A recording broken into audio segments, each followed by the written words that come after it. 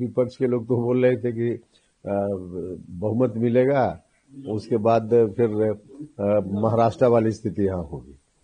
तो क्या स्थिति है सब लोगों को मालूम है।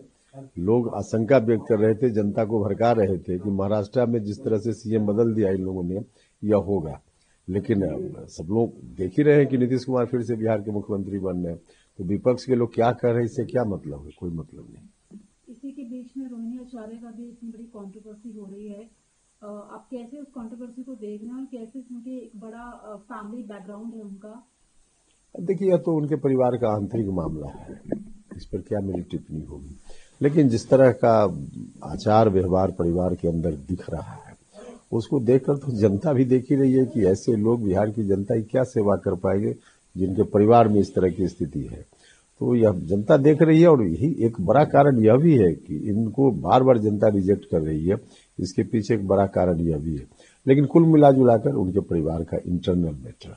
क्योंकि शपथ के लिए भी कहा जा रहा है कि आने वाली 20 तारीख को शपथ हो सकती है, तो आप क्या एक्सपेक्ट कर रहे हैं अपने लिए या अपनी पार्टी के लिए? क्या नहीं, हमारी पार्टी के लिए क्या एक्सपेक्ट करना है वो एक अलग विषय है।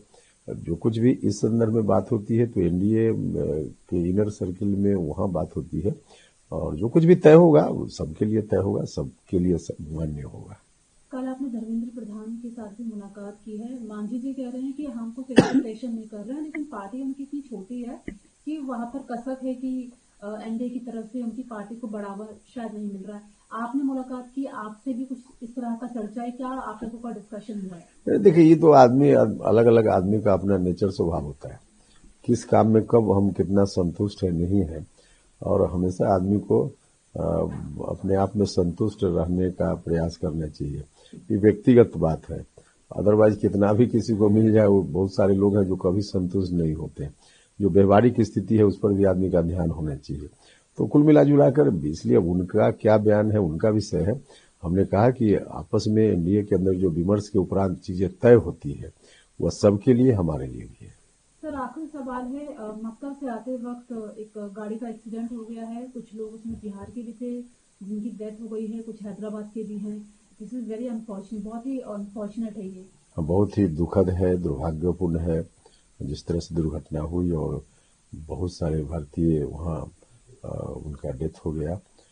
तो इस पर हम दुख व्यक्त करते हैं और मृत आत्मा की शांति के लिए ईश्वर से प्रार्थना करते हैं।